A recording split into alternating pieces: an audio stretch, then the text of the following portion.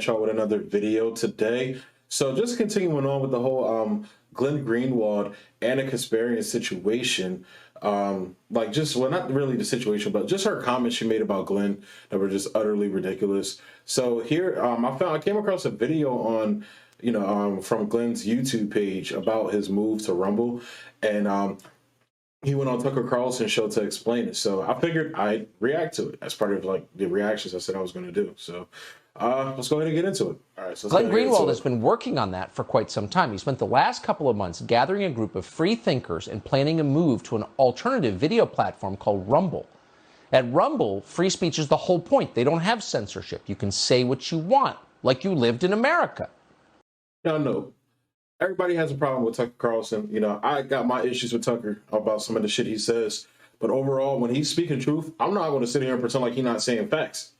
You got a lot of leftists that sit here and pretend like, well, it's Tucker, so you can't acknowledge what he's saying. He's such a bad man. I'm like, bro, y'all niggas literally went out and campaigned for me to vote for Joe Biden, somebody who said he didn't want his kids to grow up in a racial jungle, somebody that said that inferred that black people don't smell good and shit like that. When he was at, I think it was the Democratic National Convention when Obama won, he was like, yeah, he talks well, he smells good, like all that bullshit. Like, God, sniffing little girls, grabbing women, obviously the Tara Reade situation. So a depraved and a war, and then on top of that, politically, he's a warmongering piece of, warmongering enemy of the people piece of shit. So it's like, of all, I'd say Joe Biden is a worse human being than Tucker Carlson. Joe Biden's an actual racist. Joe Biden has actually passed racist legislation and is currently working on racist legislation as we speak. So fuck, I miss me with all that bullshit about Tucker Carlson. If he's speaking facts, I'm going to talk about him speaking his facts. So naturally, the totalitarians are infuriated by this idea. It's a challenge to their hegemony. And honestly, I'm about to start looking more into this Rumble shit, because I may start posting there. Like I said, I post on Odyssey. I'm trying to get on Rockfin. Like I've been having issues getting on Rockfin. I filled out the application. Nobody's gotten in contact with me about continuing on or anything like that. So I'm going to try again. But I'm gonna look into getting on Rumble. See what's up with it. YouTube, Susan Wojcicki from the marketing department has pulled down at least one video promoting Rumble. Jeff Bezos' newspaper attacked it today. That means the New York Times will soon be on it, along with the Atlantic and the Daily Beast and all the rest of the Praetorian Guard. And to me, that is insanity. The fact that Jeff Bezos, not only does he own a newspaper and one of the most prolific newspapers in the country and, pretty much the fucking world, but the fact that he also has, massive contracts with the government. I think he's got like a $600 million deal with the government. I mean, with the CIA specifically to talk, to handle their like cloud services or something like that. This motherfucker has a fucking he takes subsidies from the government for his space program.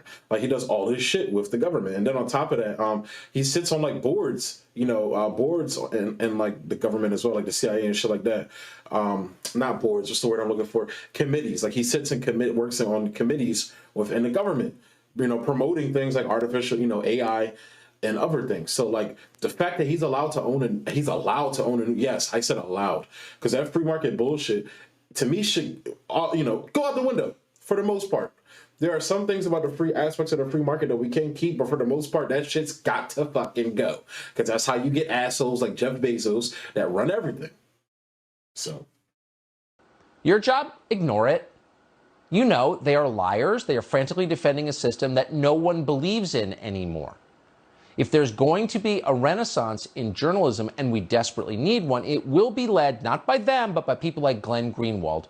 And I know Tucker probably doesn't. Well, he probably does, but Max Blumenthal, Aaron Matei, Vanessa Beeley. And it's another look. I always forget this. You know what? I'm gonna look up this woman's name right now. Eva Bartlett, that's her name, Eva Bartlett. It literally just popped in my head. I forgot her name in another video I did. Eva Bartlett. There's so many, good journalists. Whitney Webb. Whitney Webb is probably in my top 3 journalists right now. Like, she's been talking about shit that the mainstream media is just now covering, like the Pegasus spyware shit. And most of the left thinks she's just this like kooky person who makes up conspiracy theorist shit. When it's like, no, she's literally reading, taking documents from the government. She's taking the government's words and is just showing it to you. Now, just because it scares the shit out you doesn't mean that she's some kooky whack job, you know, making shit up. You know, and there's so many other journalists that I'm not mentioning right now, even ones that I don't like. There's some that I don't like that do good work as well. So, but continuing. Who joins us now? Glenn, thanks so much for coming on. I'm not even going to ask you any questions. Everyone watching this understands no matter who you voted for, no matter what you believe, we have to have a free press in a democracy, period. We no longer do. You are doing something about this, and I'm just going to stand back and let you describe what that is.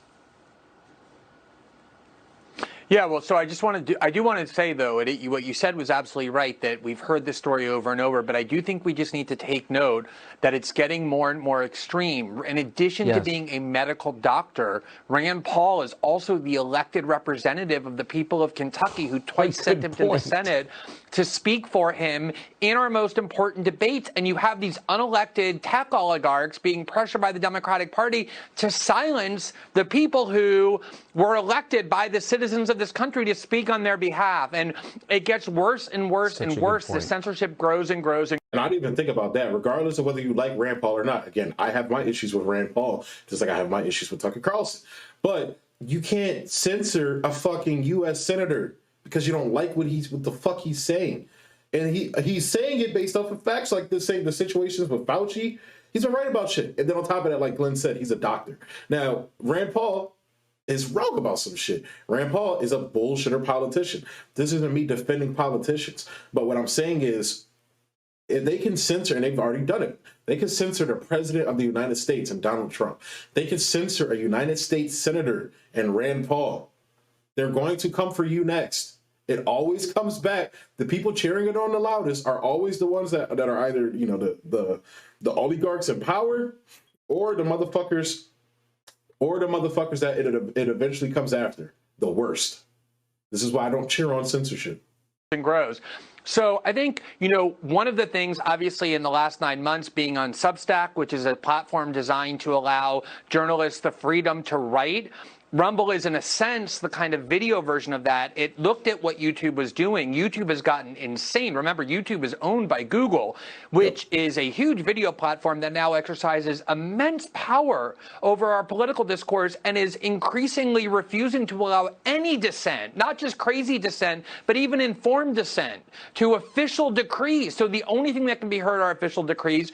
Rumble, a site that I didn't know much about, was actually founded by a Canadian liberal in 2013. It's not a MAGA site. It wasn't funded by a right-wing ideologue. It was funded by somebody who started a website, and he said, you know what? I don't think I'm actually qualified to make judgments about complex scientific judgments in the middle of a pandemic, or even questions like whether there was fraud in an election. I'm an entrepreneur. I started a technology company. Why should I have the responsibility to dictate to everybody else what they can and can't say, as though I'm vested with some special competence that, as you pointed out, that YouTube person convinced herself somehow she actually wields, presumably because people around her tell her that. So it's one thing to denounce this censorship and to warn about it, as I've done many times on your show and as you and others have done, but to do something about it, we need to support the platforms that actually are. Now, I guess I'll give the pushback. I'll give the pushback to the fucking shit lips that say we don't push back on right wingers. People like Tucker Carlson.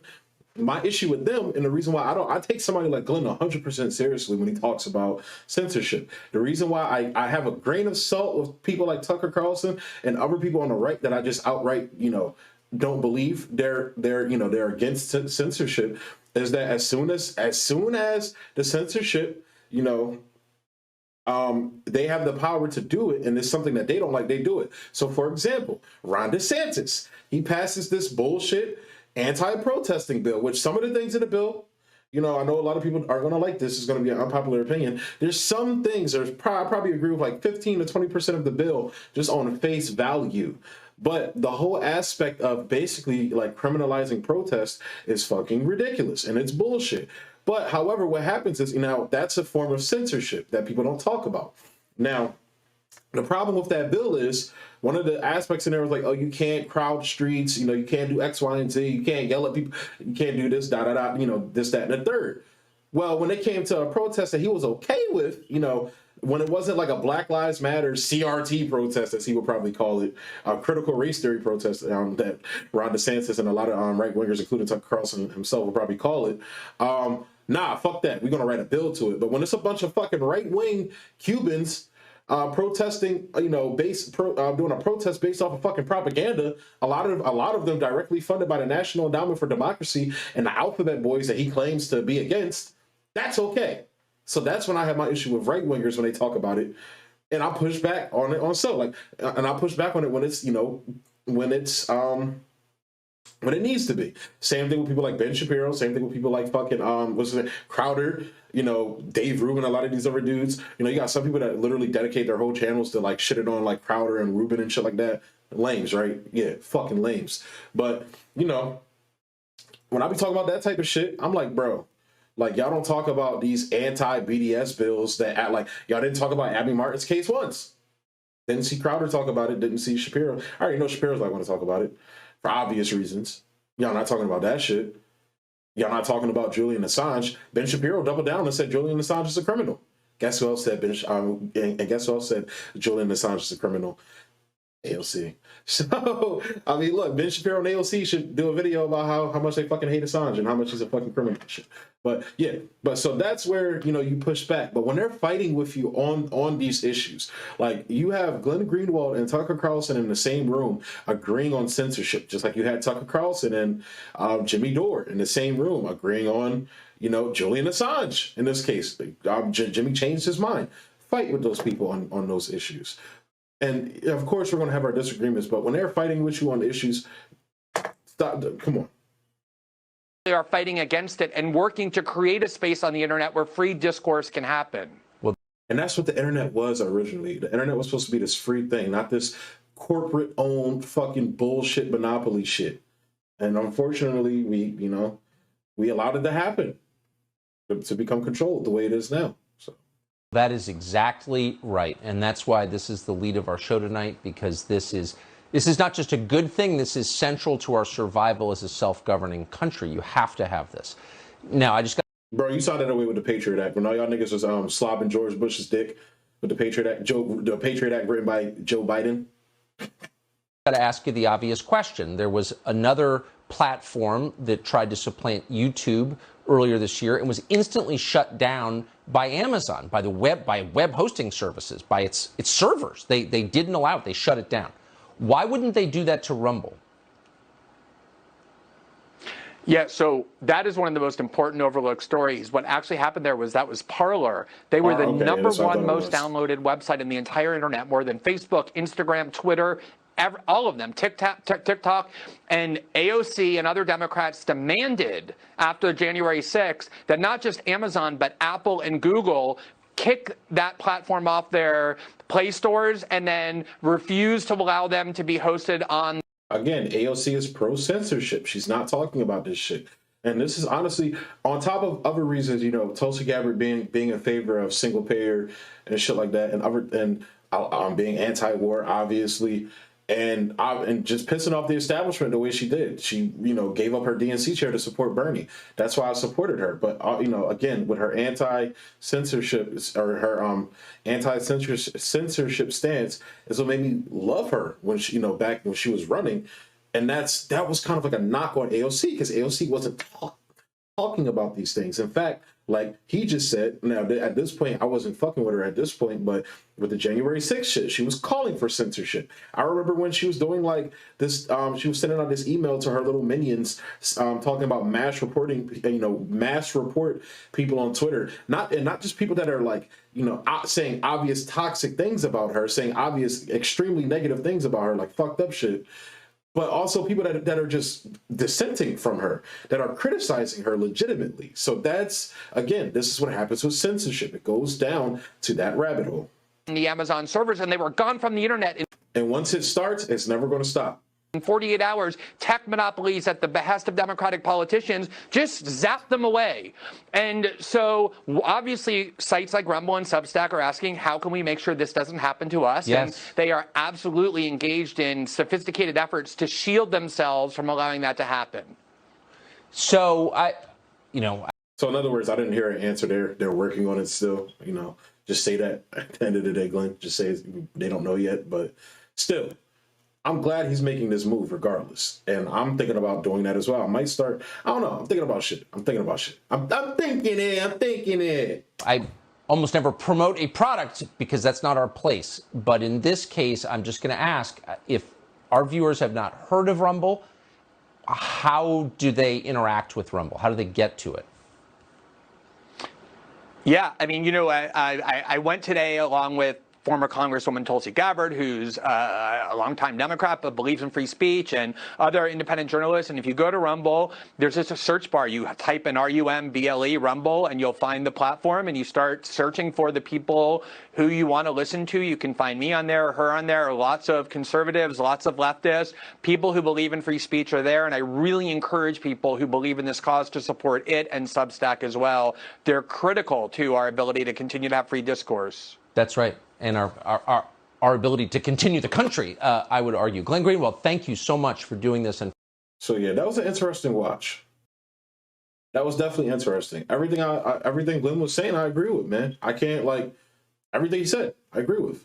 So it's just crazy that people don't see this, man, that people, you still have to, you know, explain to these people, you know, censorship and the dangers of it and what, you know, the threat it poses. But that's the fucking world we live in, and that's apparently the left that dictates America now. Which honestly, if you're I feel like if you're not anti-censorship, I don't even know if you qualify as a leftist personally.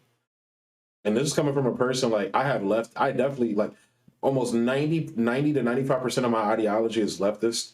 I don't like to identify as leftist though, because I think that word's been tainted so much by these people who call themselves leftist. I know that's maybe a cop-out. Maybe I shouldn't do that. I shouldn't say that. But that's how I've been feeling. Like I don't like being put in a box. You feel me? I don't like people telling me what I am. You feel me? And, oh, I check all these boxes, so I'm this. You feel me? Nah, don't do that. I'm a person. I'm a multi-dimensional, multifaceted person. So, I don't know. At this point, man, fuck censorship. That's all I got to say. Fuck censorship. I'll check. I'm not going to tell you to go out, you know, to go download Rumble. But if you do your research and look into it, then do it. I'm going to do my research. I'm probably going to download it. And if I like it, I may start posting there. I don't know. We'll see. But I'll keep you updated on that front. But with that being said, as always, like, comment, subscribe, and share. If you're on YouTube, if you're on Odyssey, another platform, keep showing love there, man. Y'all do show love on there. And yeah, thanks for tuning in. Peace. Peace.